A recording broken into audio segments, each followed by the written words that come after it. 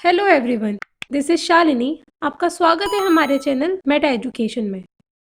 इससे पहले वाली कुछ वीडियोस में हमने सीटेट के प्रीवियस ईयर पेपर यानी कि 2019 का जो दिसंबर का एग्ज़ाम था उसको सॉल्व किया था। इस वीडियो में भी हम उसके रिमेनिंग क्वेश्चंस जो कि बेसिकली मैथ से रिलेटेड हैं उनको सॉल्व करेंगे। ये भी सभी स्टूडेंट के लिए इम्पॉर्टेंट पार्ट होता है, इसलिए इसको ध्यान से देखिएगा और आपके जो भी डाउट्स हों हमसे आप पूछ सकते हैं। सो स्टार्ट करते हैं। ये हमारा सेकंड पोर्शन है सीटेट पेपर 1 का, जिसमें हमारा मैथमेटिक्स आता है। क्वेश्चन शुरू करने से पहले हम आपसे यही कहेंगे कि आप एक पेन और पेपर लेके बैठिए, जिससे कि जो भी सॉल्यूशन है आप तुरंत के तुरंत करते जाइए और वीडियो पॉज करके फिर देखिए कि उसका करेक्ट आंसर आपके आंसर से मैच हो रहा है या नहीं, तभी आपकी प्रैक्टिस अच्छी हो पाएगी। इसमें हम पूरा सॉल्यूशन आपको बताने का ट्राई करेंगे। आई होप आपको समझ में आए।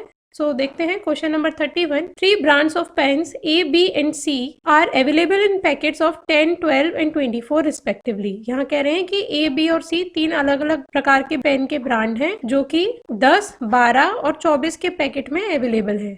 If a shopkeeper wants to buy equal number of pens of each brand, अगर एक शॉपकीपर को, एक दुकानदार को हर एक नंबर जो भी पेन है, हर एक कलर का पेन या हर एक पेन जो है A, B, C तीनों पेन एक ही अमाउंट में खरीदने हैं, what is the minimum number of packets of each brand he should buy. तो कम से कम उसे हर एक ब्रांड के कितने कितने पैकेट खरीदने पड़ेंगे, तब जाके वो सभी नंबर ऑफ पेन सभी ब्रांड के सेम रहेंगे। इसके 4 ऑप्शंस दे रखे हैं, 1, 2, 3, 4। यहाँ पर आपको एलसीएम निकालना है और आंसर पता करना है। ट्राई कीजिए कि कैसे होता है आंसर इसका। यहाँ देखिए इसका सॉल्यूशन क्या होगा। हमारे को दे रखा है 3 अलग अलग ब्रांड है ABC और 10, 12 और 24 के पैकेट में वो आते हैं। ठीक, अब हमें इन 10, 12 और 24 का एलसीएम निकालना है। तब हमारे पास आया LCM of 10, 24 and 12 that is 120। 10, 12 और 24 का जो लीस्ट कॉमन मल्टीपल है वो है हमारा 120। तो इसमें हम 10, 12 और 24 में कुछ ऐसे नंबर मल्टीप्लाई करेंगे जिससे कि 120 आ जाए। तो 10 में अगर 12 का मल्टीप्लाई करेंगे तो 120 मिलेगा, 12 में 10 का मल्टीप्लाई करेंगे तो 120 मिलेगा, 24 में 5 का मल्टीप्लाई करेंगे तो 120 मिलेगा।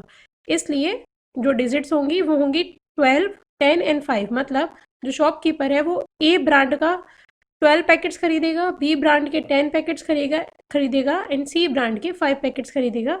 तब जाके उसके पास सेम नंबर ऑफ पेन्स हर एक ब्रांड के आ पाएंगे। और ये मिनिमम नंबर है, मैक्सिमम तो आप कितना भी बना सकते हैं, ये मिनिमम नंबर है। तो इसका करेक्ट आंसर हमारा हो गया option number 4, A 12, B 10 and C 5। Question number 32। The side of a square is 4 centimetre. It is cut into 4 equal squares. What is the area of each small square. वो कह रहे हैं एक वर्ग है जिसकी एक भुजा 4 सेंटीमीटर लंबी है, इसे काट कर 4 बराबर बराबर वर्गों में विभाजित किया गया है। प्रत्येक छोटे वर्ग का क्षेत्रफल क्या होगा।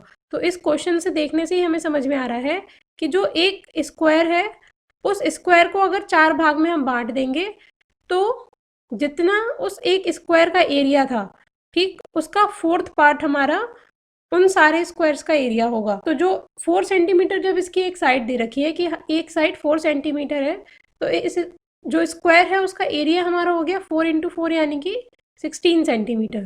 ठीक, और जब हमने इसको 4 इक्वल पार्ट्स में बांटा तो उस 16 सेंटीमीटर स्क्वायर एरिया को हमने 4 इक्वल पार्ट्स में बांटा। तो इसको जब डिवाइड करेंगे तो हमारे पास आंसर आएगा 4 सेंटीमीटर स्क्वायर। इसलिए इसका जो करेक्ट आंसर होगा 32 का वो होगा option number 1 that is 4 centimetre square. I hope आपको समझ में आया होगा एंड आपके आंसर्स भी सही जा रहे होंगे। अगर आपको प्रीवियस ईयर पेपर्स चाहिए सीटेट एग्जाम से रिलेटेड तो आप हमारी वेबसाइट metaeducation.co.in पर जाकर प्रीवियस ईयर पेपर्स को डाउनलोड कर सकते हैं और साथ ही साथ आप MCQs भी सॉल्व कर सकते हैं जो कि वहाँ पर फ्रीली एक्सेसिबल हैं आप सभी के लिए। उसके अलावा आप हमारे फेसबुक ग्रुप, फेसबुक पेज या फिर इंस्टाग्राम ग्रुप और टेलीग्राम ग्रुप पर भी जुड़ सकते हैं। अगर आपको बेस्ट बुक पूछना है कि सीटेट एग्जाम की प्रिपरेशन किससे की जाए, उसके लिए कौन सी बुक बेस्ट रहेगी, तो उसका लिंक भी हमने डिस्क्रिप्शन में दे रखा है। वहां से जाकर आप जो अच्छी बुक्स हैं सीटेट एग्जाम से रिलेटेड उनको देख सकते हैं। आई होप ये लिंक्स आपके लिए हेल्पफुल रहेंगी। इसके लिए आपको डिस्क्रिप्शन में देखना पड़ेगा कि हमने क्या क्या दे रखा है। Question number 33। Which of the following statement is not correct. निम्नलिखित में से कौन सा कथन सही नहीं है। यहाँ पर 4 स्टेटमेंट्स दे रखे हैं, उसमें से बताना है which one is not correct. आप इसको ध्यान रखिए करिए कि नॉट करेक्ट पूछा है या करेक्ट पूछा है ना।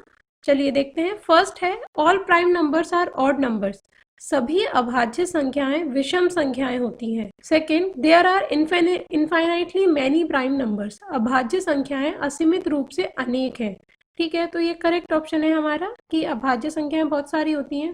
अ prime number has only 2 factors, अभाज्य संख्याओं के केवल 2 गुणनखंड होते हैं।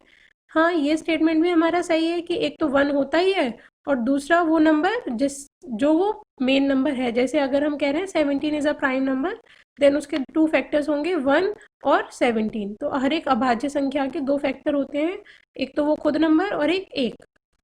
तो ये स्टेटमेंट भी करेक्ट हो गया। फोर्थ है there are only 4 single digits prime number. अब यहाँ पर आपके पास कंफ्यूजन है क्वेश्चन नंबर 1 में और स्टेटमेंट नंबर 4 में।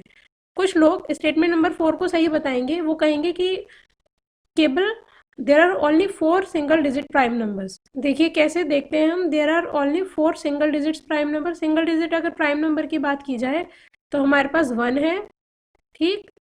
आप भी यही सोच रहे हैं ना, उसके अकॉर्डिंग हम चल रहे हैं। 2 है, 3 है, 5 है और 6 नहीं है, 7 है, 8 नहीं है, 9 नहीं है, ठीक। तो 1 से लेकर 9 तक में जो भी हमारे पास प्राइम नंबर्स थे हम ये लिखते हैं। तो आपके अकॉर्डिंग ये वाला स्टेटमेंट सही हो जाएगा, क्योंकि यहाँ तो हमारे पास 5 नंबर आ रहे हैं, 1 2 3 एंड 5 एंड 7। बट ऐसा नहीं है, 2 3 5 एंड 7 हमारे प्राइम नंबर्स कंसीडर किए जाते हैं, but 1 is not a prime number.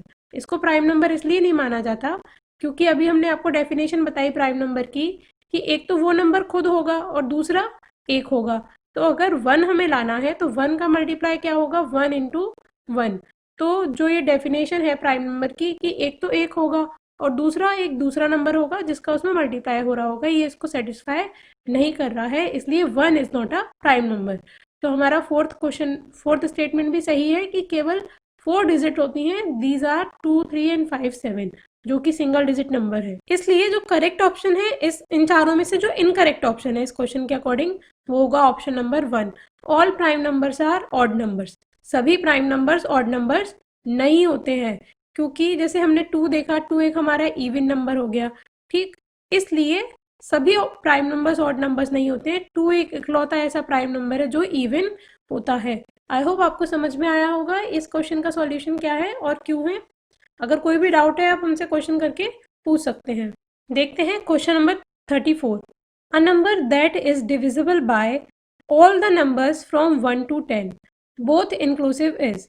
यहाँ कह रहे हैं कि एक ऐसा नंबर जो 1 से लेकर 10 तक की सभी संख्याओं से डिविजिबल हो या उनसे कट जाए, ऐसा कौन सा नंबर होना चाहिए। तो अगेन ये हमारा क्वेश्चन है एलसीएम का। यहाँ पर हमें क्या करना होगा, 1 से लेकर 10 तक, यहाँ बोथ इंक्लूसिव कह रहे हैं, इसका जितनी भी हमारी डिजिट्स हैं उन सभी का हमें एलसीएम फाइंड आउट करना पड़ेगा। फिर देखना होगा कि क्या आंसर आ रहा है, क्योंकि मल्टीपल जो होगा, लीस्ट कॉमन मल्टीपल उन सभी नंबर का, वो ही ऐसा होगा जो इन सभी नंबर से कट जाए, ठीक। तो आपको फाइंड आउट करना है क्या है वो। इस क्वेश्चन का जो फोर्थ आंसर है 2520, वो हमारा करेक्ट आंसर है। आई होप आपको समझ में आया होगा। कोई डाउट है तो आप पूछ सकते हैं। नेक्स्ट क्वेश्चन देखते हैं, question number 35। Ayesha has only ₹5 and ₹10 coins with her.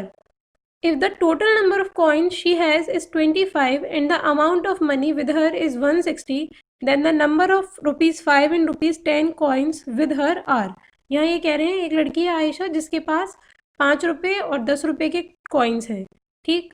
अगर उसके पास टोटल नंबर ऑफ कॉइन्स कितने हैं, 25 हैं, and the amount of money, जो टोटल अमाउंट है उसके पास वो है 160 रुपये, 160 रुपीज़, देन 5 रुपये और 10 रुपये के कितने कितने सिक्के उसके पास होंगे। ये 4 ऑप्शन हैं, इसमें से बताना है। सॉल्व करिए और ट्राई करिए बताने का आंसर, जब तक हम आपको सॉल्यूशन बताते हैं इसका। देखिए इसको कैसे सॉल्व करेंगे, हमें मानना पड़ेगा कि 5 रुपये के जो कॉइन्स हैं वो हमारे एक्स हैं और 10 रुपये के कॉइन्स हैं वो हमारे वाई हैं। मतलब नंबर ऑफ कॉइन्स अगर देखें तो 5 रुपये के एक्स कॉइन्स हैं और 10 रुपये के वाई कॉइन्स हैं। तो क्वेश्चन के अकॉर्डिंग वो कह रहे थे टोटल नंबर ऑफ कॉइन्स हैं वो है 25। तो इसलिए अगर एक्स और वाई को जोड़ेंगे तो हमारे पास आंसर आएगा 25। अब दूसरा उन्होंने बताया कि टोटल मनी कितना है। टोटल मनी है 160।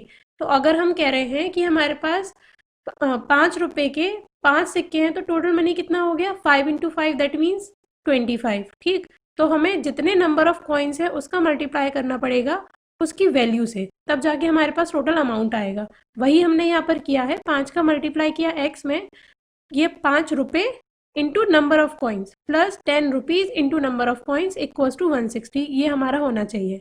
अब हमारे पास यहाँ से दो इक्वेशन आ गई। इन दोनों इक्वेशन को जब हमने सॉल्व किया तो हमारे पास वैल्यूज आई y equals to 7 and x equals to 18। इसके अकॉर्डिंग जो हमारा करेक्ट आंसर होगा वो होगा 18 एंड 7 रिस्पेक्टिवली, यानी कि option number 1 is the correct answer. I hope आपका आंसर सही गया होगा। क्वेश्चन नंबर 36, यहाँ पर हमें एक इक्वेशन दे रखा है, इसको हमें सॉल्व करना है। इस टाइप के जो इक्वेशंस होते हैं ये एक रूल होता है बोर्ड मास, आपने पहले भी बचपन में पढ़ा होगा। पहले सबसे पहले ब्रैकेट्स को सॉल्व करते हैं, फिर अगर ऑफ लिखा हुआ है उसको सॉल्व करते हैं, फिर अगर डिवीजन है उसे सॉल्व करते हैं, then multiplication, then addition and सबसे लास्ट में सब्सट्रैक्शन। इसको हिंदी में बोलते थे भागु जोगा, यानी कि सबसे पहले जो भी भाग वाले सवाल होंगे उसको सॉल्व करा जाएगा, देन अगर गुणा कहीं दे रखा होगा उसको सॉल्व करा जाएगा, फिर उसके बाद में अगर जोड़ हो रहा होगा कहीं पे तो उसको सॉल्व करा जाएगा, फिर लास्ट में हमारा आता है घ यानी कि घटाना। इस टाइप से हम चलते थे, तो भागु जोगा इसको बोला जाता था और हिंदी इंग्लिश में बोलते हैं बोर्ड मास। ठीक, तो उसी के अकॉर्डिंग आपको यहाँ सॉल्व करना है। इसको जल्दी से सॉल्व करिए, वीडियो पॉज करिए और फिर आंसर देखिए क्या आ रहा है। चलिए तब तक हम आपको सॉल्यूशन बताते हैं। सबसे पहले यहाँ पर भाग वाला चीज़ दे रखी है, वो है 21 डिवाइडेड बाय 7, तो 7 तियाँ 21 हो जाएगा इसका। ठीक, यहाँ बचा हमारा 3। अब क्या करना है? गुणा करना है। 17.5 का अगर हम 3 में मल्टीप्लाई करेंगे तो हमारे पास आएगी वैल्यू 52.5। ठीक, अब इसके बाद में हमने क्या करा? 52.5 माइनस 3 माइनस 3 इंटू 12.5 अगर हमने किया तो हमारे पास आंसर आएगा 37.5। वे सभी का यहाँ पे माइनस हो रहा है, तो हम क्या करेंगे? पहले 3 और 37.5 को ऐड कर लेंगे। अब यहाँ ऐड क्यों कर रहे हैं? देखिए यहाँ लिखा हुआ है माइनस, ठीक, और यहाँ भी लिखा हुआ है माइनस। माइनस माइनस क्या हो गया हमारा? प्लस, तो इसलिए 37.5 और 3 को हम ऐड कर लेंगे और साइन रहेगा हमारा माइनस का, क्योंकि दोनों ही जगह माइनस है। 37.5 और 3 ऐड करने पर हमारा आ गया 40.5। 52.5 में से 40.5 अगर हमने माइनस किया तो हमारा करेक्ट आंसर आएगा 12। आई होप आप लोग के आंसर सही गए होंगे। अगर कोई भी डाउट है तो आप पूछ सकते हैं। नेक्स्ट क्वेश्चन देखते हैं। Question number 37, 1/6 of trees in a garden are neem trees. वो कह रहे हैं एक गार्डन में 1/6 ट्रीज जो हैं वो हमारे नीम के ट्रीज हैं। Half of the trees are अशोकास ट्रीज, जिसमें से कि आधे ट्रीज हैं हमारे वो अशोका के ट्री हैं, and the remaining are eucalyptus tree, और बाकी के जो है वो यूकेलिप्टस के ट्रीज हैं। मतलब 1/6 और 1 अपॉन या x/6 और x/2 को छोड़कर जो रिमेनिंग ट्रीज हो गए वो हमारे यूकेलिप्टस के हैं। If the number of Neem trees is 5, वो कह रहे हैं फिर से अगर नीम ट्रीज का नंबर 5 है, यानी कि जो x/6 जो बता रहे थे वो हमारे कितना है? 5 है। How many eucalyptus trees are there in the garden, तो कितने यूकेलिप्टस के ट्री गार्डन में हैं? इसके ऑप्शंस भी आपको दे रखे हैं, आपको बताना है कि क्या करेक्ट आंसर होगा। वीडियो पॉज करिए और सॉल्व करने का ट्राई करिए इसको। देखिए हम जब तक सॉल्व करके आपको बताते हैं। x/6 यानी कि 5, ये हमारे हो गए ट्रीज किसके? नीम के। ठीक, नीम के ट्रीज हमारे 5 हो गए। अब दूसरी चीज उन्होंने ये बताई कि आधे जो ट्री थे वो अशोका के थे, तो x/6 को जब हमने सॉल्व किया तो यहाँ से जो x की वैल्यू आएगी वो आएगी हमारी 30, यानी कि जो टोटल ट्रीज हैं पूरे गार्डन में वो 30 हैं। तो 30 के आधे कितना हो गया? 15। तो अशोका जो ट्रीज हैं वो कितने हो गए हमारे? अशोका के 15 ट्रीज हो गए। ठीक, अब बचे हुए जो जितने ट्रीज हैं वो यूकेलिप्टस के ट्री हैं, तो 15 और 5 हमारे हो गए 20, तो बचे हुए ट्रीज कितने हो गए? 10। तो इसका जो करेक्ट आंसर होगा वो होगा हमारा 2, ऑप्शन 2 यानी कि 10। बचे हुए ट्रीज हमारे यूकेलिप्टस के हैं वो हो गए 10।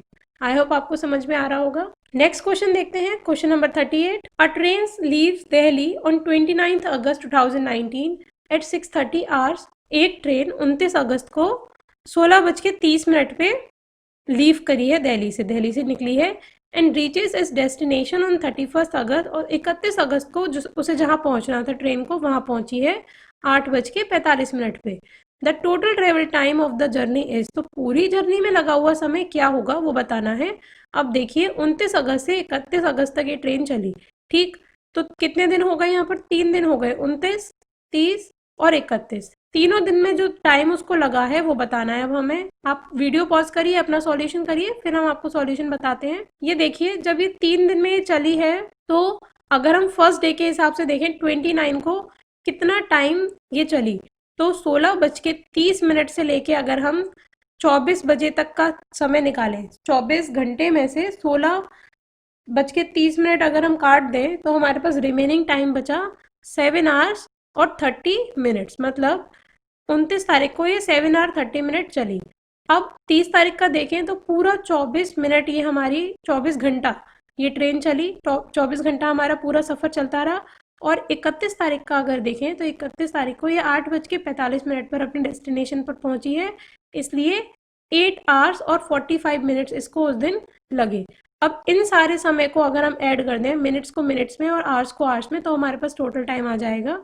मिनट्स को ऐड करने पर हमारे पास आया 75 मिनट्स, और जब आवर्स को हमने ऐड किया 24, 8 और 7 को जब हमने ऐड किया तो हमारे पास आंसर आया 39, ठीक।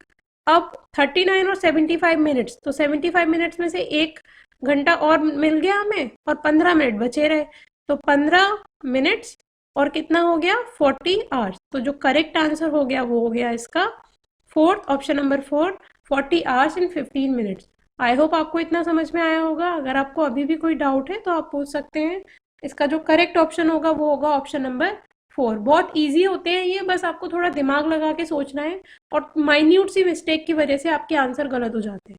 इस टाइप के अगर आपको और क्वेश्चन चाहिए तो आप हमारी वेबसाइट पर जाके वहाँ से पूरे के पूरे जो एमसीक्यूज की सीरीज है उसको देख सकते हैं, लिंक आपको डिस्क्रिप्शन में मिल जाएगा। Question number 39, in which of the following lengths have been arranged in decreasing order, इनमें से कौन सी लेंथ है जो डिक्रीजिंग ऑर्डर में अरेंज की हुई है। देखिए इस क्वेश्चन को सबसे इजीली सॉल्व करने का तरीका है, आप सारी क्वांटिटीज को एमएम में चेंज कर दें, यानी कि मिलीमीटर्स में सारी क्वांटिटीज को चेंज कर दें। तो जो फर्स्ट वाला है वो तो आपका एमएम में है ही है, उसको ऐसे रहने दीजिए। 800 सेंटीमीटर प्लस 8 एमएम, तो जब हमारा 1 सेंटीमीटर जो होता है उसको हम एमएम में चेंज करते हैं तो वो हमारा 10 मिलीमीटर बन जाता है। तो 800 सेंटीमीटर हमारा बन जाएगा 8000 मिलीमीटर और प्लस 8 मीटर। तो जब इसमें 8 मीटर ऐड करेंगे तो ये हमारा बन जाएगा 8008 mm। ये पूरी वैल्यू हमारी ऐसे बन गई, ठीक। 80 डीएम जो होता है उसे बोलते हैं हम डेसीमीटर।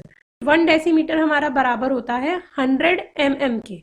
तो 800 डीएम हमारा बराबर हो गया अगेन 8000 mm के। आई होप आपको समझ में आ रहा होगा। और 8 सेंटीमीटर हमारा हो गया कितना, 80 mm के, ठीक। 800, 8000 और 80 को जब ऐड किया तो इस पूरे की वैल्यू आ गई हमारी 8080 mm, ठीक है। अब इन वैल्यूज को हम हटा देंगे यहाँ से। अब जो तीसरी वैल्यू है 8 मीटर, उसको हम लिख देंगे डायरेक्टली 8000 मिलीमीटर। तो 4 वैल्यूज हमारे पास हो गई 8500 mm, 8008 mm और 8080 एंड 8000। तो सबसे पहले ये डिक्रीजिंग ऑर्डर कह रहे हैं, यानी कि सबसे पहले सबसे बड़ा नंबर आएगा। तो सबसे बड़ा नंबर हमारा क्या है 8500, ठीक है। तो सबसे पहले यही आना चाहिए, जैसे यहाँ पर भी आया है सबसे पहले, ठीक। दूसरा नंबर क्या है 8080, यानी कि 80 डीएम और 8 सेंटीमीटर। तो देन यहाँ पर आ गया 80 डीएम और 8 सेंटीमीटर, करेक्ट है। उसके बाद क्या आना चाहिए 8008, यानी कि 800 सेंटीमीटर और 8 mm। तो फिर यह आ गया 800 सेंटीमीटर और 8 mm, एंड लास्ट में हमारा 8 मीटर है। तो ये पूरा सॉल्यूशन हमारा हो गया। अगर आपको इसमें कोई डाउट है तो आप कमेंट करके पूछ सकते हैं अभी भी, या वीडियो अगर बाद में देख रहे हैं तो भी। इसका करेक्ट आंसर हमारा होगा ऑप्शन 4, जो कि प्रॉपर डिक्रीजिंग ऑर्डर में है। यहाँ पर 8500 mm को हमने सेम रहने दिया, 80 डीएम और 8 सेंटीमीटर हमारा हो गया 8080 mm, और 800 सेंटीमीटर और 8 mm मिला के हमारा हो गया 8008 मिलीमीटर, ठीक है। ये सब मिलीमीटर में लिखा था हमने, और 8 मीटर हमारा हो गया 8000 मिलीमीटर। आई होप आपको अभी समझ में आ गया होगा। Question number 40, a 180 centimetre long wire is formed into a rectangle. वो कह रहे हैं 180 सेंटीमीटर लंबे वायर को एक रेक्टेंगल में बनाया गया, मोड़ा गया है, यानी कि उसका जो पेरीमीटर है वो हो गया हमारा 180 सेंटीमीटर। ठीक, if the width of this rectangle is 30 centimetre, अगर उसकी चौड़ाई 30 सेंटीमीटर है, अब आप इसमें से किसी को भी ले सकते हैं, वो कह रहे हैं उसकी चौड़ाई 30 सेंटीमीटर है तो उसकी लंबाई क्या होगी ये बतानी है। ठीक, अब यहाँ पर आप क्वेश्चन को सॉल्व करें, वीडियो पॉज कीजिए, क्वेश्चन सॉल्व कीजिए, हम आपको सॉल्यूशन बताते हैं। ये हो गई विड्थ 30 सेंटीमीटर और ये हो गई लेंथ x सेंटीमीटर, ये हमने मान लिया। और जब हम दोनों को ऐड करके मल्टीप्लाई बाई 2 करते हैं तो वो हमारी पूरी वायर की लेंथ आ जाएगी, यानी कि पेरीमीटर, क्योंकि वायर जब आपने यहाँ से शुरू किया, यहाँ ले गए, फिर ऐसे किया, फिर ऐसे किया, तो ये पूरा हमारा पेरीमीटर हो गया ना। इसलिए पेरीमीटर का जो फॉर्मूला होता है वो इसमें हम अप्लाई कर देंगे। तो 2 इंटू 30 प्लस एक्स हमारा हो गया कितना बराबर, 180 सेंटीमीटर के बराबर। अब जब हमने इसको सॉल्व करेंगे तो हमारा 180 के नीचे 2 आ जाएगा और 90 रह जाएगा रिमेनिंग में। अब हमारे को क्या करना है, यहाँ 90 रह गया, 30 प्लस एक्स हमारा 90 रह जाएगा, तो आंसर एक्स की वैल्यू आ जाएगी हमारी 60। ठीक है, तो इसका जो करेक्ट आंसर होगा वो होगा हमारा 60 सेंटीमीटर, यानी कि option 2 is the correct answer. वो कैसे होगा, एक्स यहीं पर रह जाएगा, यहाँ पर 90 के राइट साइड में 30 चला जाएगा, 90 माइनस 30 इज इक्वल टू 60। तो सिंपल, तो correct answer is 60। I hope आपको आज का वीडियो समझ में आया होगा। अगर कोई भी डाउट है आप तुरंत कमेंट करके पूछिए, और ऐसे ही और एमसीक्यूज अगर आपको चाहिए तो आप हमारी वेबसाइट metaeducation.co.in पर लॉग इन कर सकते हैं, फ्री ऑफ कॉस्ट है। वहाँ पूरा पूरा सीरीज आपको सीटेट एग्जाम की प्रिपरेशन के लिए मिल जाएगा। Question number 41, when asked to write 44, some student of grade 2nd wrote it as 404. As a teacher, how will you address this? जब कक्षा 2 के छात्रों को 44 लिखने को बोला गया तो उनमें से कुछ बच्चों ने 404 लिख दिया। एक अध्यापक के रूप में आप इसको कैसे संबोधित करेंगे? First is correct their answer in their copies, उनकी कॉपियों में सही उत्तर लिखेंगे। आपको इन चारों में से एक करेक्ट ऑप्शन बताना है, कौन सा है जल्दी से देखिए। Second is explain principle of exchange using concrete material, उन्हें मूर्त पदार्थ से विनिमय नियम समझाएंगे। Third, group them with those who have done it correctly, उनको उस समूह में रखेंगे जिसने सही लिखा है। And fourth is tell them to find out correct answer, उन्हें सही उत्तर प्राप्त करने के लिए कहेंगे। जल्दी से बताइए 41 का कौन सा आंसर सही है? Yes, the correct option is option number 2, उन्हें मूर्त पदार्थ के विनिमय नियम समझाएंगे।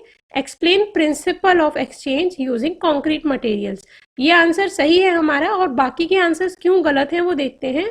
देखिए ऑप्शन नंबर 1 है correct their answer in copies, अगर हम एज अ टीचर उनकी कॉपीज में आंसर करेक्ट कर देंगे तो उससे हमारे को कोई फायदा नहीं होगा, ना बच्चों को कोई फायदा होगा, उनको पता भी नहीं चलेगा कि उनका आंसर क्यों गलत था या कहाँ गलती थी।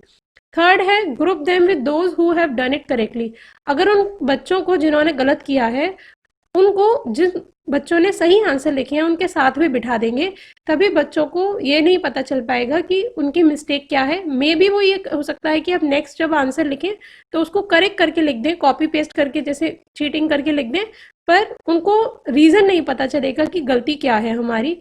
सिमिलरली ऑप्शन नंबर 4 में भी ऐसे ही कह रहे हैं tell them to find out correct answer, हम यहाँ पर बच्चों को बोल दिया कि आप अपने आप करेक्ट आंसर पता करें। अरे भैया उन्हें नहीं आया है तभी तो उन्होंने गलत लिखा 404, अगर आता ही होता तो वो कैसे लिखते। तो इसलिए बच्चों का हेल्प करेंगे और उन्हें समझाएंगे। कॉन्क्रीट मटेरियल्स का हेल्प लेके अगर हम बताएंगे कि 404 और 44 में क्या अंतर है तब बच्चा अच्छे से समझ पाएगा। आई होप आपको क्वेश्चन क्लियर हुआ होगा। नेक्स्ट क्वेश्चन देखते हैं। Question number 42, the main purpose of introducing mapping in the primary mathematics curriculum is और आर, गणित के प्राथमिक पाठ्यक्रम में प्रतिचित्रण का परिचय देने का मुख्य प्रयोजन क्या है? प्रतिचित्रण क्या होता है? मैपिंग, ठीक है, जिसमें हम मैप से रिलेटेड जो ग्राफ्स होते हैं वो समझते हैं, वो हमारा मैपिंग कहलाता है। A, to promote spatial thinking, त्रिविम विचार क्षमता को प्रोत्साहन करना। B, to promote proportional reasoning, अनुपातिक विवेचन को प्रोत्साहन देना। C, to make subject easy and interesting, विषय को सरल और रुचिकर बनाना। And D, to break the monotony of numbers, संख्याओं की नीरसता को खत्म करना। इन चारों में से जो मैपिंग है उसको इंट्रोड्यूस करने का मेन पर्पस क्या है, आपको वो बताना है। जल्दी से क्वेश्चन देखिए कि कौन कौन सा ऑप्शन इसमें से करेक्ट हो सकता है। Yes, the correct answer is option number 3, यानी कि A and B are the correct options. इसमें ए एंड बी करेक्ट इसलिए हैं, देखते हैं। टू प्रमोट स्पेशल थिंकिंग, जो हम मैपिंग पढ़ाते हैं वो हमारा बच्चों को पर्पस ये होता है जिससे कि वो त्रिविम जो है या 3D डायमेंशन उस सबको चीज़ों को समझ पाए, ठीक। एंड बी है टू प्रमोट प्रपोर्शनल रीजनिंग, अनुपातिक विवेचन को प्रोत्साहन देना। मैपिंग में हम बता रहे हैं, एक पेज पर बताते हैं कि एक यूनिट में इतने, मतलब जैसे जो कॉलम्स हैं या जो सेल्स हम बनाते हैं वो 1 मीटर के बराबर है, 1 मीटर स्क्वायर के बराबर है। तो इससे बच्चों में प्रपोर्शनल जो रीजनिंग है वो भी डेवलप होती है कि अनुपात क्या होता है, इन सब चीज़ों से रिलेटेड उसे समझ में आता है। तो इसलिए बेस्ट ऑप्शन इसका यहाँ पर है ऑप्शन नंबर 3, जिसमें कि ए और बी हमारे करेक्ट आंसर है, बाकी के सी और डी हमारे करेक्ट आंसर नहीं है। आई होप आपको समझ में आ गया होगा। अगर आपको सीटेट से रिलेटेड या और भी किसी एग्जाम से रिलेटेड कुछ कंटेंट चाहिए तो आप हमारी वेबसाइट metaeducation.co.in पर लॉगिन कर सकते हैं। उसके अलावा अगर आपको एमसीक्यूज की सीरीज चाहिए, टेस्ट सीरीज चाहिए सीटेट से रिलेटेड, तो वो भी, उसका लिंक हमने डिस्क्रिप्शन में दे रखा है, वो आपको हमारी वेबसाइट पर मिल जाएंगे। डेली अपडेट्स के लिए आप हमारे सोशल मीडिया ग्रुप्स जैसे टेलीग्राम, फेसबुक, इंस्टाग्राम, इन सभी को फॉलो कर सकते हैं। उनका लिंक भी आपको डिस्क्रिप्शन में मिल जाएगा। और आपका जो क्वेश्चन रहता है, मैम किस बुक से हमें पढ़ा जाए, कौन सी बुक हमारे लिए बेस्ट रहेगी, तो जो कुछ सेलेक्टेड बुक्स हैं उनका भी हमने लिंक डिस्क्रिप्शन में दे रखा है, आप वहां से जाके उन बुक्स को बाय कर सकते हैं। Question number 43, which of the topics are not part of primary school mathematics curriculum as per NCF 2005? NCF राष्ट्रीय पाठ्यचर्या 2005 के अनुसार निम्नलिखित में से कौन से विषय प्राथमिक विद्यालय में गणित पाठ्यक्रम का भाग नहीं है? फर्स्ट इज टेसिलेशन, चौपड़ या टाइलिंग, सेकंड सिमेट्री, सममिति, थर्ड पैटर्न्स, प्रतिरूप, एंड फोर्थ है हमारा रेशियो या अनुपात। इन चारों में से कौन सा एनसीएफ 2005 के अकॉर्डिंग, नेशनल करिकुलम फ्रेमवर्क 2005 के अकॉर्डिंग स्कूल मैथमेटिक्स, वो भी प्राइमरी स्कूल मैथमेटिक्स का पार्ट नहीं है? जल्दी से बताइए इसका आंसर क्या करेक्ट होगा। Yes, the correct answer is ratio. बाकी सारी चीजें, टेस्लेशन हो गया, टाइलिंग, सिमेट्री, पैटर्न्स, ये हम प्राइमरी स्कूल में बच्चों को पढ़ाते हैं, बट रेशियो जो है वो बच्चों को प्राइमरी लेवल पर एटलीस्ट नहीं समझाना चाहिए, क्योंकि वहाँ हम ऐसी चीज़ें जो कॉन्क्रीट चीज़ें हैं वो अगर पढ़ाएं तो ज़्यादा बेटर है। रेशियो को भी हम पढ़ा सकते हैं कॉन्क्रीट फॉर्म में, बट अगर ये वाले जो चीज़ें हैं, पैटर्न्स एंड जो विजुअलाइज बच्चा कर सकता है इजीली, वो चीज़ें पढ़ाएं तो ज़्यादा बेहतर है। इसलिए बाकी के ऑप्शन में से जो बेस्ट ऑप्शन है हमारा वो है यहाँ पे रेशियो, एनसीएफ 2005 के according. Question number 44, which of the following resource TLM can be used by the teacher to show that two rectangles of different dimensions can have same area without using formula? सूत्र का प्रयोग किए बिना अध्यापक निम्नलिखित में से किन साधनों, शिक्षण अधिगम सामग्री का प्रयोग यह दर्शाने के लिए कर सकता है कि विभिन्न आयामों वाले दो आयतों का क्षेत्रफल समान हो सकता है? यहाँ पे हमारे को 4 ऑप्शन दे रखे हैं। फर्स्ट इज स्केल, पैमाना, second graph paper, third thread या धागा, एंड डी है टाइल्स। यहाँ पे आपको ये बताना है कि ऑप्शन ए, बी, सी या डी में से ऐसा कौन सा करेक्ट ऑप्शन है कि टीचर उस चीज़ को यूज़ करे, स्केल को, ग्राफ पेपर को, थ्रेड को या टाइल्स को, इनमें से किन दोनों चीज़ों को या किसी एक चीज़ को यूज़ करे जिससे वो बहुत अच्छे तरीके से बता सकता है कि एरिया दो अलग अलग रेक्टेंगल का सेम है। ठीक है, यहाँ पर आपको विजुअलाइज करके देखना होगा। चलिए हम आपको एग्जाम्पल के थ्रू बताते हैं। जैसे हमारे पास दो अलग अलग रेक्टेंगल है, ये हमने लिया एक रेक्टेंगल जिसका डायमेंशन था 4x1, ठीक।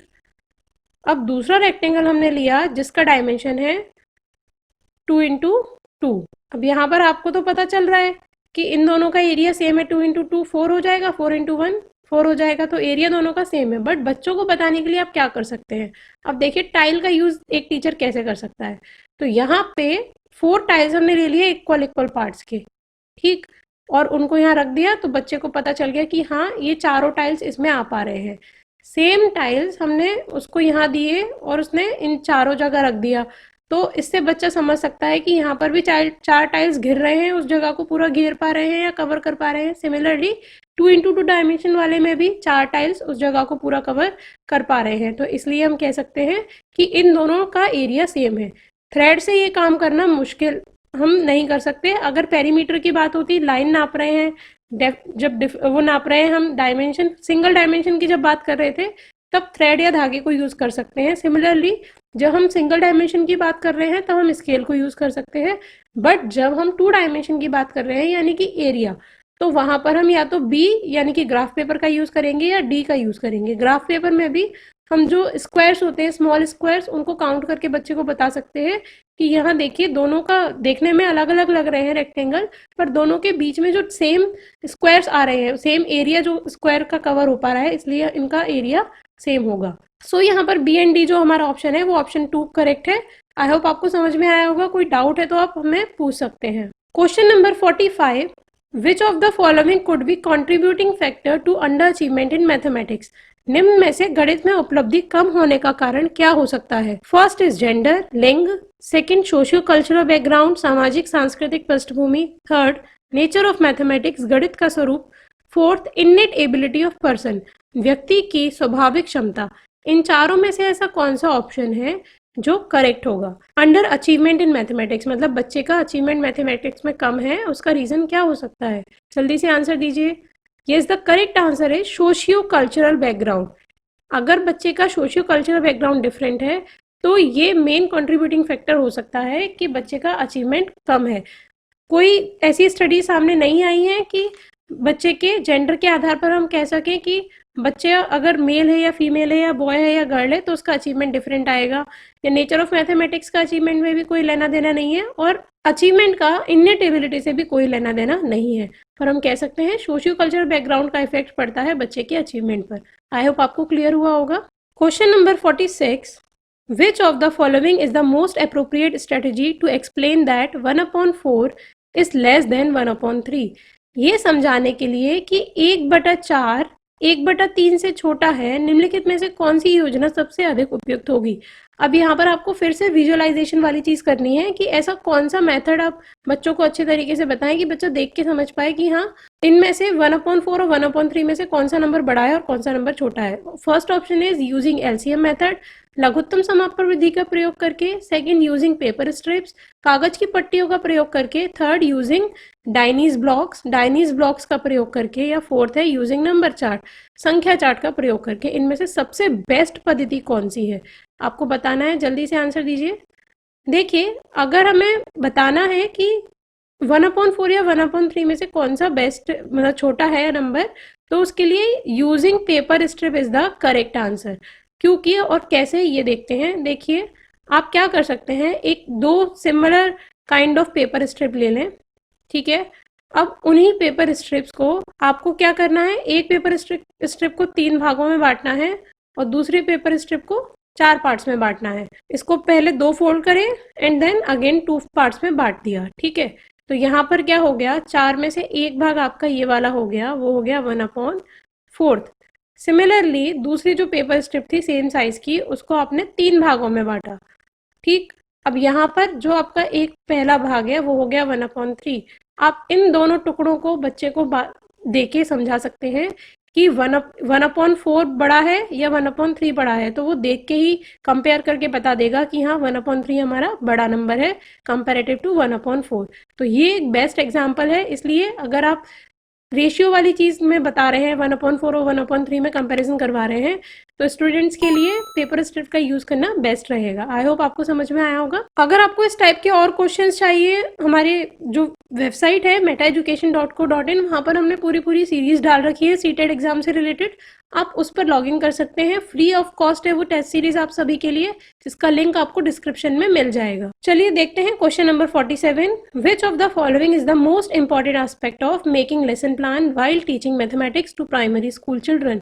प्राथमिक कक्षाओं में बच्चों को गणित पढ़ाने के लिए बनाई जाने वाली पाठ्य योजनाओं का निम्नलिखित में से कौन सा अति महत्वपूर्ण पहलू है? First, following the sequence of text book, पाठ्य पुस्तक के अनुक्रम का अनुसरण करना, जैसे जैसे उसमें दे रखा है वैसा वैसा करना।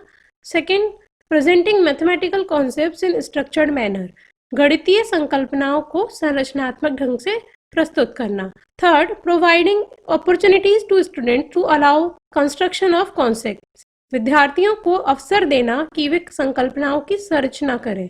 And fourth is writing activities and questions for references, क्रियाकलापों को लिखना और इस संदर्भ में प्रश्न देना। इन चारों में से कौन सा करेक्ट ऑप्शन होगा आपके अकॉर्डिंग, जल्दी से बताइए।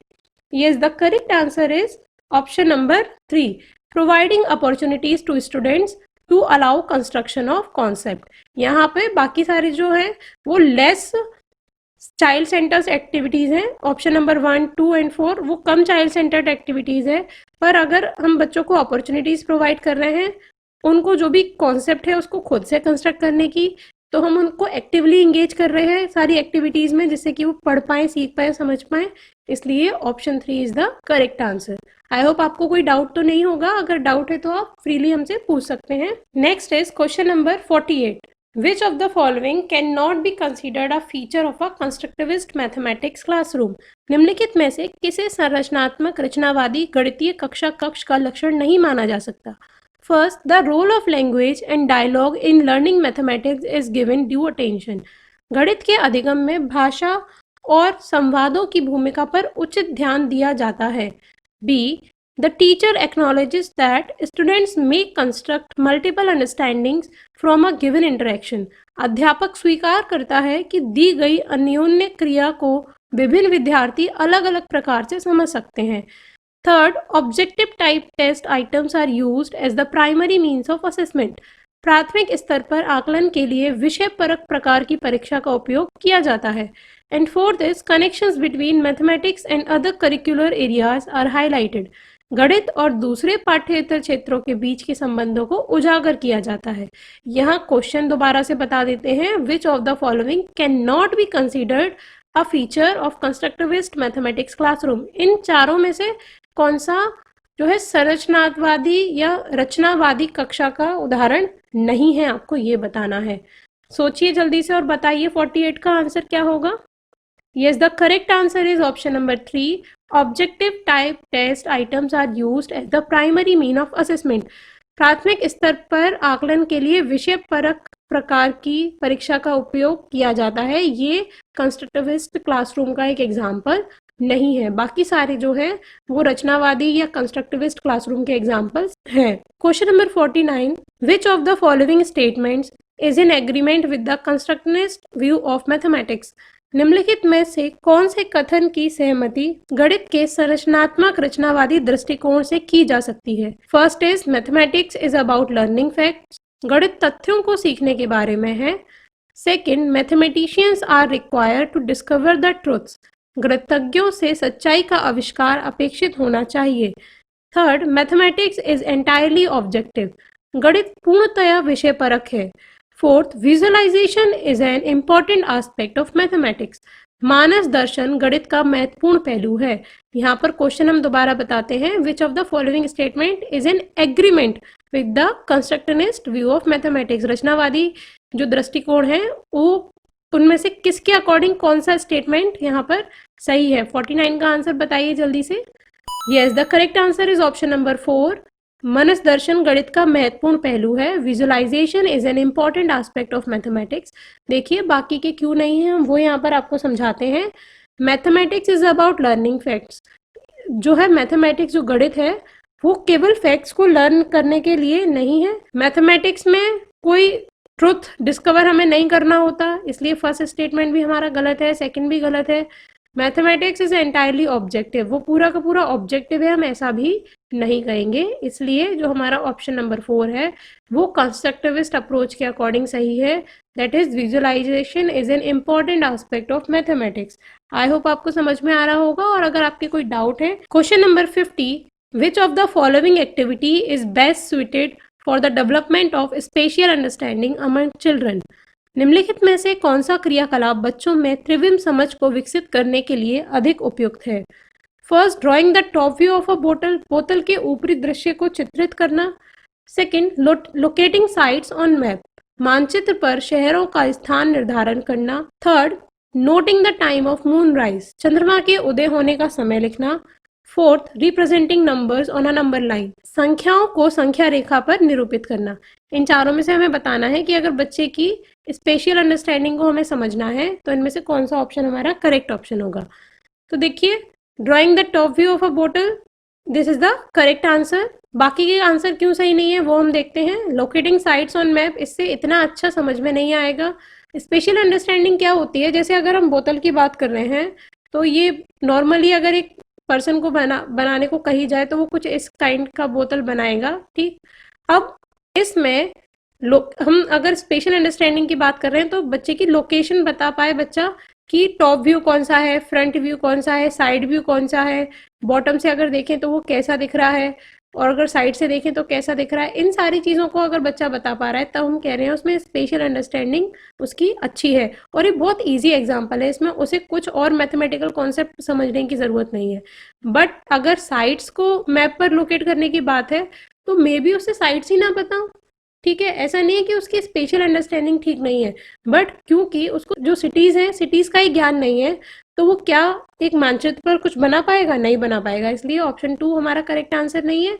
Noting the time of Moonrise, Moonrise कब हो रहा है उसका टाइम लेने से वो लोकेटिंग जो है स्पेशल अंडरस्टैंडिंग की समझ को हम टेस्ट नहीं कर सकते।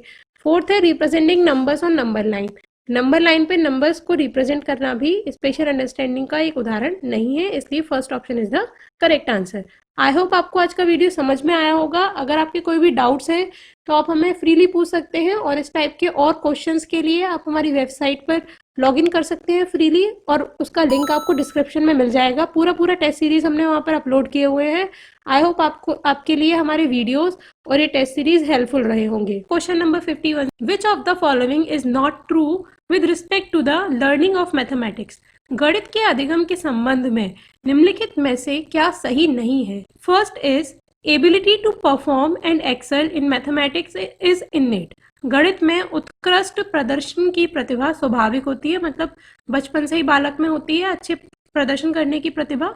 Second, teachers believe about learners have powerful impact on learning outcomes. अध्यापक के सीखने वालों के प्रति विचारों का अधिगम परिणामों पर प्रभावशाली असर होता है। Third, student socio economic background impacts their performance in mathematics.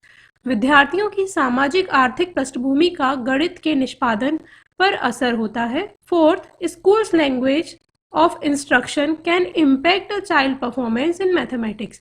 विद्यालय में दिए जाने वाले निर्देशों की भाषा, मतलब हिंदी में या इंग्लिश में या जो भी उसकी स्टेट लैंग्वेज है अगर उसमें पढ़ाया जा रहा है तो उसके जो बच्चा प्रदर्शन जो कर रहा है मैथ्स में उस पर उसका इफेक्ट पड़ता है। इनमें से ऐसा कौन सा है जो मैथमेटिक्स लर्निंग के केस में ट्रू नहीं है, नॉट ट्रू। ठीक, जल्दी आंसर बताइए इसका क्या होगा 1 2 3 या 4 में से। Yes, the correct answer is question option number 1। गणित में उत्कृष्ट प्रदर्शन की प्रतिभा स्वाभाविक होती है। Ability to perform and excel in mathematics is innate. ये इननेट नहीं होती, ऐसा नहीं है कि बच्चा जन्म से ही मैथ्स में एक्सेल करने की जो एबिलिटीज है उसे सीख कर आता है। अगर कोई भी स्टूडेंट या कोई टीचर चाहे कि हमें अपने बच्चे को अच्छा बनाना है तो वो एक्सरसाइज करके उस पर प्रैक्टिस करवा के मैथ्स के फॉर्मूलेस वगैरह की अच्छे से कॉन्सेप्ट को समझा के भी उसकी एबिलिटी को बढ़ाया जा सकता है। तो फर्स्ट ऑप्शन जो है मैथ्स लर्निंग के केस में सही नहीं है। Question number 52, identify the type of the following word problem. निम्नलिखित शाब्दिक समस्या के प्रकार को पहचानिए। यहाँ एक सवाल दे रखा है, प्रॉब्लम वर्ड प्रॉब्लम दे रखी है, वो इनमें से कौन से टाइप की प्रॉब्लम है वो आपको बतानी है। Problem is I have 6 pencils, Manish has 2 more than me. How many pencils does Manish have. मेरे पास 6 पेंसिल हैं, मनीष के पास मेरे से 2 अधिक हैं।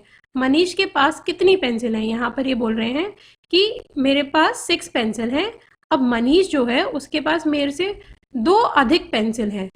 How many pencils does Manish have. अब मनीष के पास टोटल कितनी पेंसिल हुई, आंसर इसका आ जाएगा 8 पेंसिल्स। तो आपको बताना है ये इस टाइप का जो सवाल है वो कौन से प्रकार का है। फर्स्ट है कंपैरिजन एडिशन, तुलनात्मक जमा। दूसरा कंपैरिजन सब्सट्रैक्शन, तुलनात्मक घटा।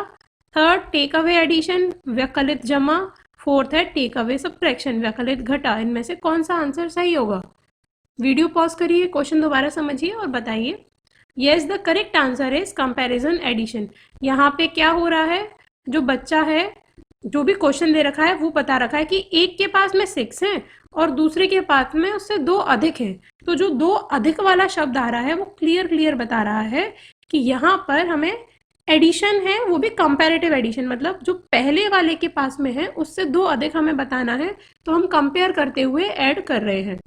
आई होप आपको क्लियर हुआ होगा। अगर आपको प्रीवियस ईयर पेपर्स चाहिए सीटेट एग्जाम से रिलेटेड, तो आप हमारी वेबसाइट metaeducation.co.in पर जाकर प्रीवियस ईयर पेपर्स को डाउनलोड कर सकते हैं और साथ ही साथ आप MCQs भी सॉल्व कर सकते हैं, जो कि वहाँ पर फ्रीली एक्सेसिबल हैं आप सभी के लिए। उसके अलावा आप हमारे फेसबुक ग्रुप, फेसबुक पेज या फिर इंस्टाग्राम ग्रुप और टेलीग्राम ग्रुप पर भी जुड़ सकते हैं। अगर आपको बेस्ट बुक पूछना है कि सीटेट एग्जाम की प्रिपरेशन किससे की जाए, उसके लिए कौन सी बुक बेस्ट रहेगी, तो उसका लिंक भी हमने डिस्क्रिप्शन में दे रखा है। वहां से जाकर आप जो अच्छी बुक्स हैं सीटेट एग्जाम से रिलेटेड उनको देख सकते हैं।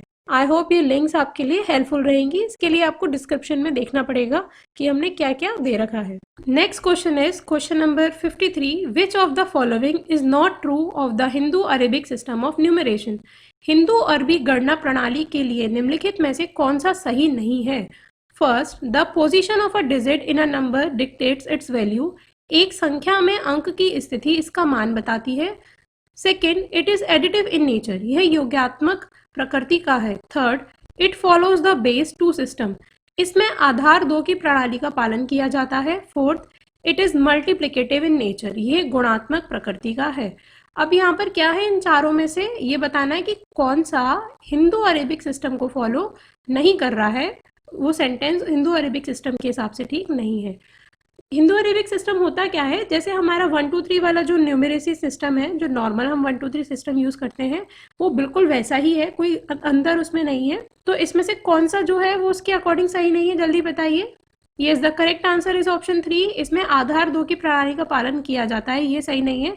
बेस इसका हमारा जैसे नंबर सिस्टम का रहता है 10, वैसा ही सिस्टम, वैसा ही नंबर सिस्टम या बेस इस नंबर सिस्टम का रहता है। इसमें फर्स्ट है the position of a digit in a number dictates it's value. अगर हम 27 लिख रहे हैं तो इसकी जो पोजीशन है, 7 अगर बाद में आ रहा है यूनिट प्लेस पर तो उसकी वैल्यू 7 होगी, और 2 यूनिट टेंस प्लेस पर आ रहा है तो उसकी वैल्यू 20 होगी। तो ये वाली बात सही है कि जो पोजीशन होती है डिजिट की वो ही नंबर की वैल्यू बताती है। सेकंड, ये एडिटिव भी होता है, और फोर्थ है मल्टीप्लिकेटिव भी होता है। इसलिए इसका जो करेक्ट आंसर नहीं सही है वो है हमारा ऑप्शन नंबर 3 कि ये बेस 2 को फॉलो करता है, ऐसा गलत है। Question number 54। Identify a desirable practice for teaching geometry at primary level.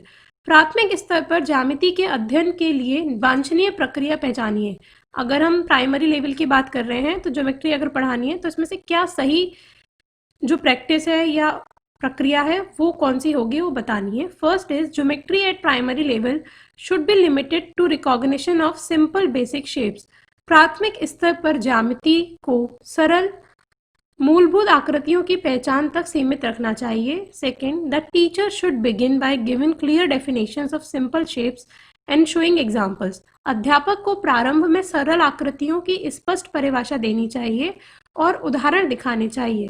Third, children should be given ample opportunity to develop an intuitive understanding of space. बच्चों को प्रचुर अवसर दिए जाने चाहिए कि वे द्विक स्थान की अंतर्दर्शी समझ को विकसित कर सकें। Fourth, developing extensive geometric vocabulary need not be an objective eight primary level. प्राथमिक स्तर पर व्यापक ज्यामितीय शब्द संग्रह का विकास करना उद्देश्य नहीं होना चाहिए। इसमें से कौन सा आंसर करेक्ट है, जल्दी बताइए। डिजायरेबल प्रैक्टिस क्या होनी चाहिए? सो इसका करेक्ट आंसर होगा option number 3। Children should be given ample opportunity to develop an intuitive understanding of space. Geometry से रिलेटेड जो भी चीजें हैं, जो कॉन्सेप्ट शेप्स वगैरह हैं, उसके बारे में बच्चों को समझने के लिए बहुत सारी अपॉर्चुनिटीज देनी चाहिए, जिससे कि वो हैंड्स ऑन एक्टिविटी वगैरह के द्वारा भी चीज़ों को समझ पाएं। Question number 55। Which of the following is an indicator of mathematical reasoning? निम्नलिखित में से क्या गणितीय तर्कणा का सूचक है? First, ability to provide definition of mathematical concepts, गणितीय संकल्पनाओं की परिभाषा देने की क्षमता। Second, ability to provide a justification for a mathematical procedure, गणितीय प्रक्रिया की तर्क संगतता देने की क्षमता। Third, ability to calculate efficiently, परिकलन में निपुणता की क्षमता। Fourth, ability to recall the correct formula in different situations, विभिन्न परिस्थितियों में सही सूत्रों को स्मरण करने की क्षमता। यहाँ पर ये क्या कह रहे हैं कि मैथमेटिकल रीजनिंग का इंडिकेटर क्या है, तो इसका करेक्ट आंसर जल्दी बताइए क्या होगा। Yes, the correct answer is option 2। Option 2 इसलिए करेक्ट है क्योंकि वो यहाँ पर कह रहे हैं ability to provide a justification for a mathematical procedure.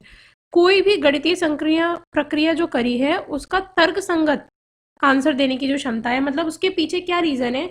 हमने कोई एक, अगर हमें वर्ड प्रॉब्लम दे रही है तो हमने वहाँ प्लस किया, माइनस किया या मल्टीप्लिकेशन क्यों किया, तो ये क्यों वाले जो आंसर हैं उसके पीछे का लॉजिक क्या है, ये आपने जो प्रोसीजर सॉल्व किया वो कैसे किया, इस टाइप के सारे जो सवालों के आंसर हैं अगर वो बच्चा दे पा रहा है तब हम कहेंगे कि उसमें मैथमेटिकल रीजनिंग है, अदरवाइज नहीं। अगर जैसे फर्स्ट ऑप्शन में ये कह रहे हैं कि डेफिनेशन ऑफ मैथमेटिकल कॉन्सेप्ट अगर बच्चा दे पा रहा है, ये ज़रूरी नहीं है कि उस अगर वो डेफिनेशन बता पा रहा है तो उसमें मैथमेटिकल रीजनिंग है, क्योंकि बच्चा रट कर भी चीज़ें बता सकता है, केवल कैलकुलेट कर पा रहा है पर उसे पता ही नहीं है कि कौन सी कंडीशन में क्या अप्लाई करना है। आपने बता दिया बेटा प्लस करिए यहाँ पे तो वो प्लस कर देगा, आपने बता दिया मल्टीप्लिकेशन करिए तो वो मल्टीप्लिकेशन कर देगा, बट वाई वाला आंसर नहीं दे पा रहा है तो भी उसमें मैथमेटिकल रीजनिंग नहीं है।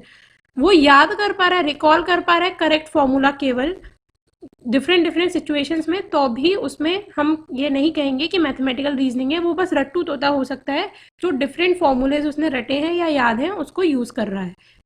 ठीक है, तो इसलिए करेक्ट ऑप्शन हमारा इसका ऑप्शन 2 ही होगा। क्वेश्चन नंबर 56, यहाँ देखिए ये एक बहुत इंटरेस्टिंग क्वेश्चन है। यहाँ पर प्राइस लिस्ट दे रखी है सुपरमार्केट में जो भी मतलब है, और बता रखा है कि हर एक आइटम कितने कितने रुपए का आ रहा है, क्या है।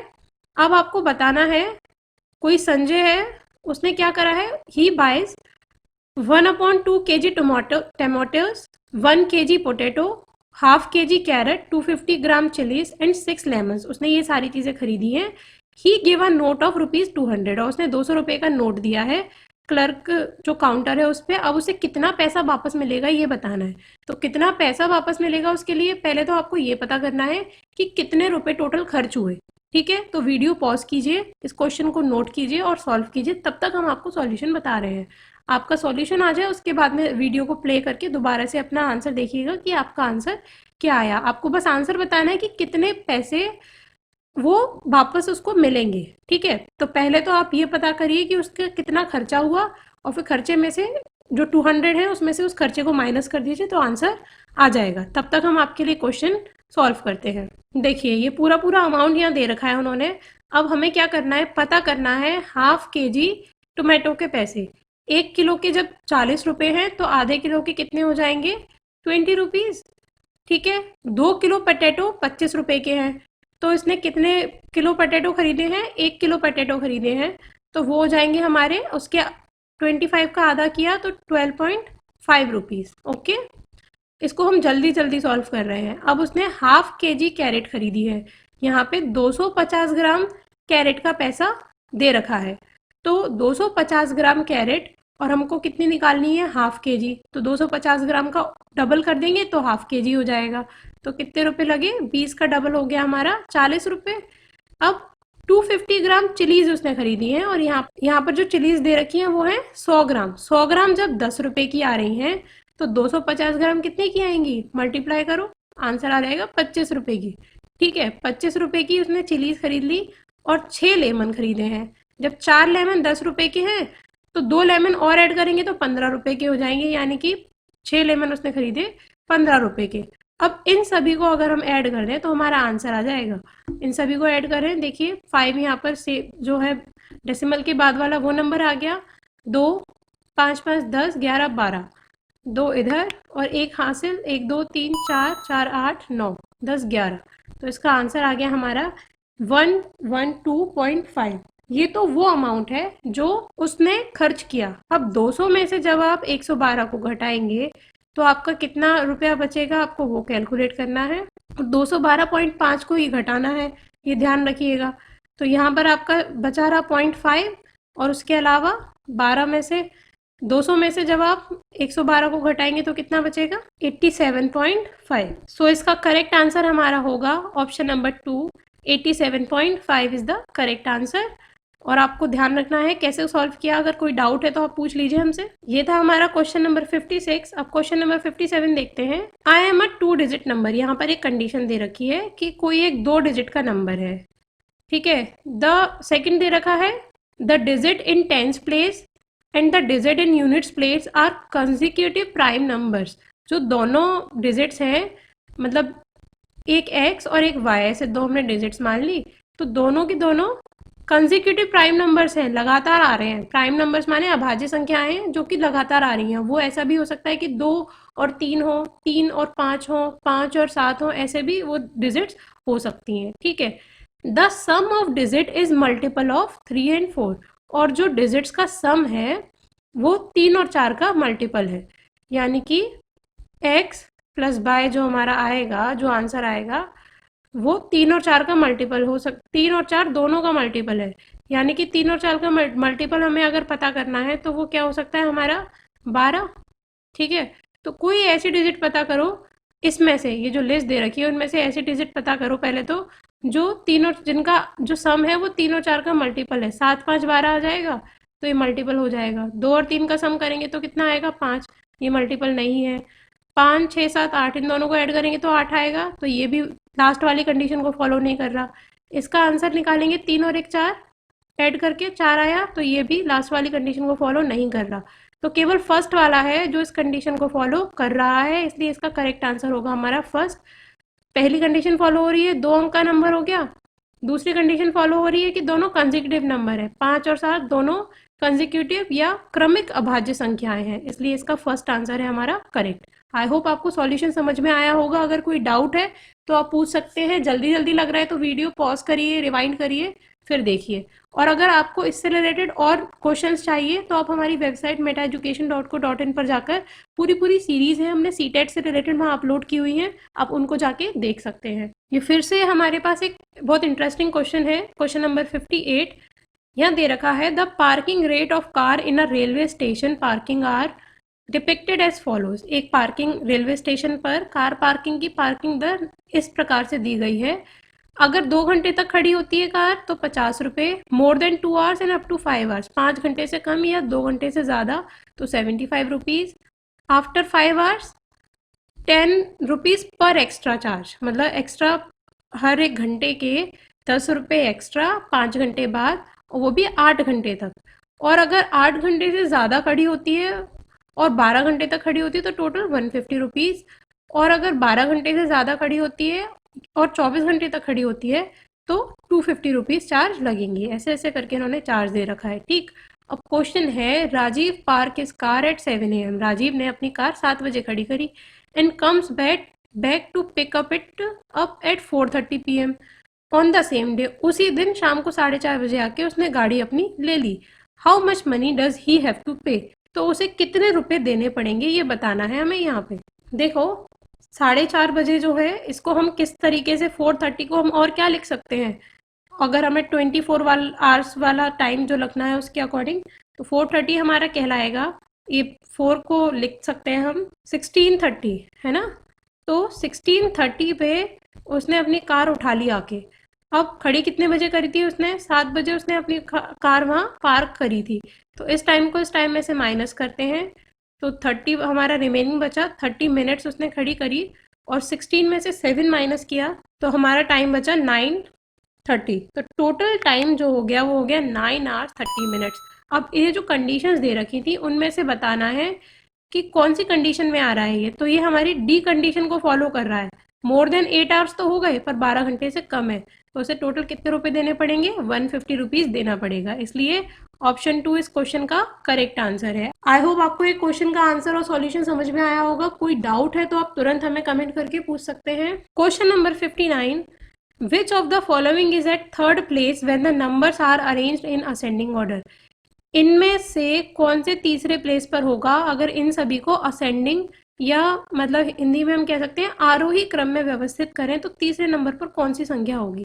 अब देखिए ये सारे डेसिमल के बाद 2 डिजिट यहाँ पे लगी हुई हैं, जिन पे 3 है वो भी हमारी सही है। हमको पहले क्या देखना है, डेसिमल से पहले वाले कौन सा नंबर सबसे छोटा है। तो डेसिमल से पहले वाला जो सबसे छोटा नंबर है वो है हमारा 0.77। तो सबसे पहले आ गया 0.77, ठीक। अब उसके बाद जो दूसरा नंबर आएगा वो आएगा 7 तो सभी हुए हैं। अब डेसिमल के बाद वाला नंबर देखना है, यहाँ आ रहा है 0, यहाँ आ रहा है 7, यहाँ भी आ रहा है 7, ठीक, और यहाँ भी आ रहा है 0। तो 0 0 वाले कौन कौन से नंबर हो गए, एक तो ये एंड एक ये। अब थर्ड प्लेस देखिए, यहाँ आ रहा है 7 और यहाँ आ रहा है 0, तो इसलिए ये 7.007 हमारा सेकेंड नंबर हो गया और थर्ड नंबर हमारा होगा 7.007। 7.07 हमारा थर्ड नंबर होगा, ठीक है। उसके बाद में हमारा आएगा 7.70 और सबसे लास्ट नंबर होगा 7.707, ठीक। तो करेक्ट आंसर इसका होगा हमारा थर्ड नंबर कौन सा हुआ, 7.07, यानी कि option 3 is the correct answer of question number 59। I hope आपको सॉल्यूशन समझ में आया होगा। चलिए नेक्स्ट क्वेश्चन की तरफ बढ़ते हैं। क्वेश्चन नंबर 60, ये एक फिर से अच्छा क्वेश्चन है, देखिए ध्यान से समझिएगा और आंसर दीजिएगा वीडियो पॉज करके पहले सॉल्व करके। In a 5-digit number, the digits at 10 place is 8. Digit at unit place is 1/4 of the digit at 10 places. The digit at 1000 place is 0. Digit at 100 place is twice that of unit place, and the digit at 10,000 place is thrice the digits at unit place. What is the number? Number क्या है, ये पूरी condition बता दी है। अब हम हिंदी में पढ़ते हुए साथ में सॉल्व करते हैं, और आप अपना वीडियो पॉज करिए और सवाल पढ़िए और सॉल्व करिए। देखिए 5 जो है प्लेसेस है इसके, तो हम 5 यहाँ पे टेबल के फॉर्म में बना लेते हैं, 1 2 3 4 और 5, ठीक है। अब सबसे पहला शुरू करते हैं, एक 5 अंकों की संख्या में दहाई के स्थान का अंक 8, ठीक है। जो सेकंड प्लेस पर कह रहे हैं वो है हमारा 8 नंबर, इतना हमें पता चल गया। दहाई के स्थान का अंक 8 है। इकाई के स्थान का अंक दहाई के स्थान के अंक का 1/4 है। जो यहाँ पर नंबर आ रहा है इकाई मतलब पहले, वो 8 का 1/4 है, मतलब 8/4 हमारा हो गया 2, ठीक है। ये नंबर पता चल गया। अब उसके आगे की कहानी देखते हैं। हजार के स्थान का अंक यानी कि ये वाला, ठीक है, जो थाउजेंड्स प्लेस पर है वो, 1000 माने ये हमारा 100 प्लेस होगा, ये यूनिट प्लेस, ये टेंस प्लेस, ये 100 प्लेस एंड ये 10,000 प्लेस। ये तो बच्चों सीखते हैं, आपको पता ही होगा वैसे भी। हजार के स्थान का अंक 0 है, हजार यानी कि ये वाला अंक हमारा 0 है। 100वें स्थान का अंक इकाई के स्थान का दुगना है। 100वां यानी कि यहाँ पे इकाई पे आ रहा है 2, तो उसका दुगना हो गया 2 दूनी 4। 10,000वें स्थान का अंक इकाई स्थान का तिगुना है, यहाँ पर जो आ रहा है वो इकाई का तिगुना है, यानी कि 3 दूनी 6। तो करेक्ट आंसर हो गया 60482, यानी कि option 4 is the correct answer. 60482 is the correct answer. I hope आपको ये इंटरेस्टिंग लगा होगा आज का वीडियो और समझ में भी आया होगा। आपके कोई भी डाउट्स हैं आप हमें कमेंट करके बता सकते हैं, और इससे रिलेटेड और एमसीक्यूज वगैरह के लिए या सीटेट से रिलेटेड और कोई कंटेंट अगर आपको लेना है तो आप हमारी वेबसाइट metaeducation.co.in पर जा सकते हैं, जिसका लिंक डिस्क्रिप्शन में दे रखा है। वहाँ से आपको सीटेट या और एग्जाम से रिलेटेड भी कंटेंट मिल जाएगा।